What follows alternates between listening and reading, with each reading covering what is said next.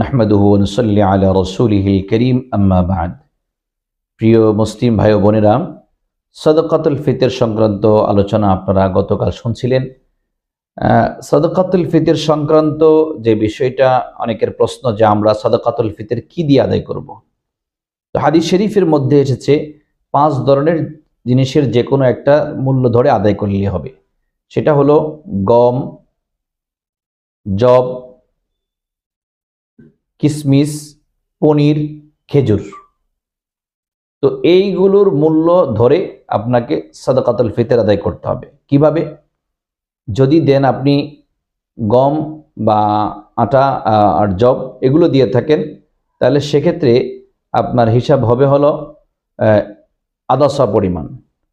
কিন্তু যদি দেখা যায় আপনি কিশমিশ, পনির কিংবা খেজুর দেন, এগুলো দিয়ে আদায় করেন, তাহলে আপনি হিসাব করবেন 100 পরিমাণ।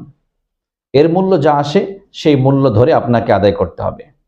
এখন এক্ষেত্রে আমাদের কোনো ভাই, যেমন আহলে হাদিস যারা আছে দাবিদার, তারা বলে থাকে যে পণ্য দিয়ে আদায় করতে হবে, নগদ টাকা দিয়ে আদায় করলে হবে না, বা ভিন্ন কিছু দিয়ে আদায় করলে হবে না, এলাকার যেটা বেশি প্রসিদ্ধ সেটা দিয়ে আদায় করতে হবে। এরকম কোনো কিছু নয়, বরং শরীয়তের বিধান হলো যখন যেটা সবচেয়ে বেশি উপযোগী সেই দিক বিবেচনা করে সেটা দিয়ে আপনার ওইগুলোর মূল্য ধরে আদায় করে দেওয়া, এটাই হলো বাঞ্ছনীয়। তো সেক্ষেত্রে আমরা একটু হাদিসের দিকে তাকাবো। এক্ষেত্রে আমরা সরাসরি বুখারী শরীফ থেকে দেখতে পারি।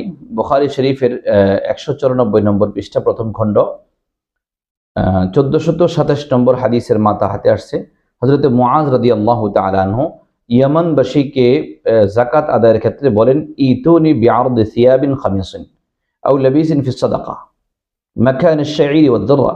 হযরত মুআজ রাদিয়াল্লাহু তাআলা আনহু ওখানে ইয়ামানবাসী যারা আছে তাদেরকে বললেন যে তোমরা এক কাজ করো, তোমরা আমাদেরকে কাপড় দিয়ে দাও।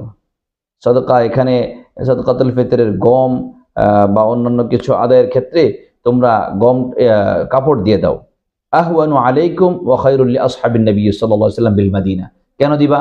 কারণ এটা তোমাদের জন্য, যেহেতু তোমরা কাপড় বেশি চাষাবাদ করো, কাপড় কি বলে এটা, বুনো কাপড় তোমরা বানিয়ে থাকো, সেজন্য এটা আদায়ের ক্ষেত্রে তোমাদের জন্য সহজ হবে।